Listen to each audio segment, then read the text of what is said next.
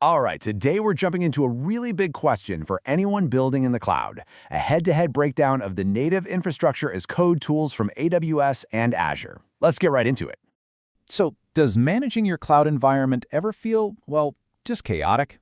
You know the drill, right? Clicking through consoles, manually configuring services, trying to remember how everything is connected. It can get messy fast and makes things like consistency and scaling a total nightmare. But there's a better way. There is a path to order. It's called Infrastructure as Code, or IAC. It lets you define your entire cloud setup in simple text files. And when you use the native tools, the ones built by your cloud provider, you unlock this incredibly powerful integrated way to bring some serious predictability back to the chaos. So here's our game plan. First, we're going to talk about why you should even care about native IAC. Then we'll take a deep dive into AWS CloudFormation, and after that, we'll check out Azure's answer, ARM and Bicep. Then comes the fun part, the head-to-head comparison.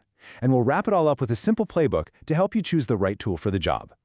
Okay, so let's tackle that first big question. I mean, with huge multi-cloud tools like Terraform out there, why would anyone choose to go native?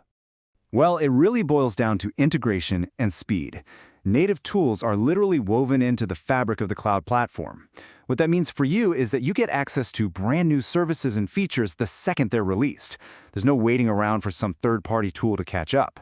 And on top of that, you get this super deep integration with all the security and governance tools, which for any large companies is an absolutely massive deal. All right, let's take our first tour and see how this all works in the real world, starting with the big one, AWS CloudFormation.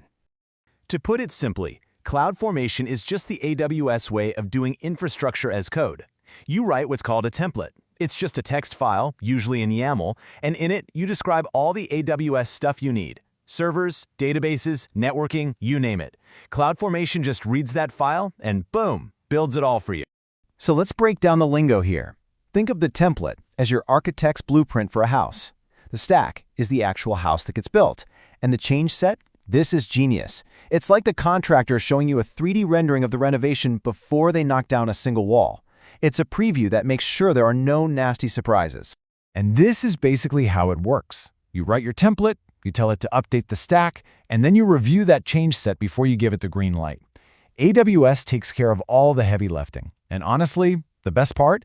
If anything goes wrong during the update, it automatically rolls everything back to the way it was. It's a lifesaver. So the big takeaway on CloudFormation is that all its strengths come from being a total AWS insider. That automatic rollback feature is huge. Your infrastructure state is managed for you by AWS, so you don't have to worry about it. And security? It plugs right into the IAM roles you're probably already using. It just works. But of course, it's not perfect. There are always trade-offs. The biggest one, obviously, is it's AWS only. The syntax, especially if you're looking at older JSON templates, can get really long. And because it's this giant, stable enterprise service, sometimes new features can feel a little slower to arrive compared to faster-moving open-source tools.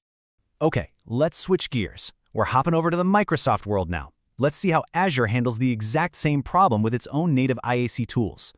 So the foundation in Azure is something called Azure Resource Manager, or ARM.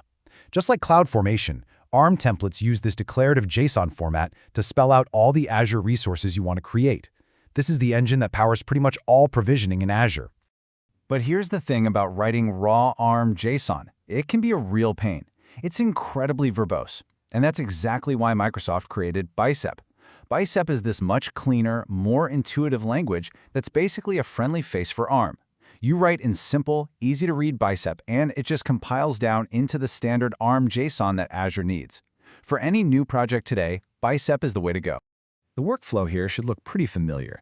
You write your Bicep template, and you deploy it to what's called a resource group, which is just a folder for all your related stuff. Azure checks your template to make sure it's valid, and then it builds everything out. A really cool feature here is what's called idempotency. It just means you can run the same deployment over and over, and it'll only make the necessary changes to get to your desired state. And again, the strengths are all about being native. The way ARM integrates with Azure Policy for Governance is a huge win. You can enforce company rules right in your code. Security is all handled by Azure's built-in Role-Based Access Control, or RBAC, and you don't need any external tools to make it work. And the limitations, yeah, they probably look familiar too. It's Azure only. And if you have to work with raw ARM JSON, it's a lot to look at.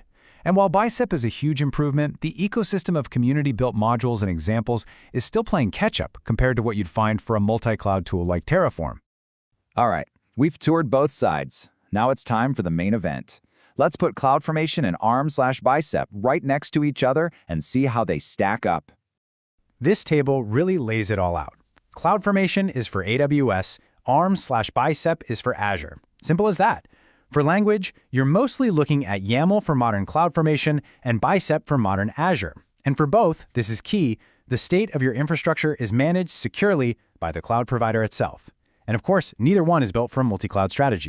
And this really gets to the heart of it. The best way to think about CloudFormation and ARM is as specialist tools. They're like a surgeon's scalpel, perfectly designed for one specific operating room. In contrast, a tool like Terraform is more like a Swiss Army knife. It's incredibly versatile and works everywhere, but it might not have that same perfect, deep integration as the specialist tool. So this all leads us to the final, most practical question. Which one should you choose? Let's turn all this info into a clear, actionable playbook.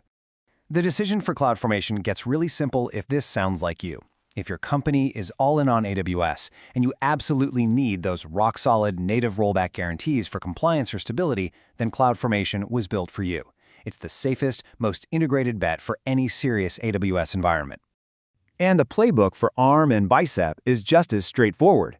If you live and breathe Azure and your company's governance model is built around Azure policy to enforce the rules, then using ARM and Bicep is a no-brainer. Its integration into the rest of the Azure management ecosystem is just unmatched. And that leaves us with one final thought. We've seen that these native tools offer this deep integration, tight security, and day-one support for new features. So the big strategic question you have to ask your team is this: when is the flexibility of a multi-cloud tool actually worth giving up all of those powerful native advantages? The answer to that question will really shape your entire cloud strategy.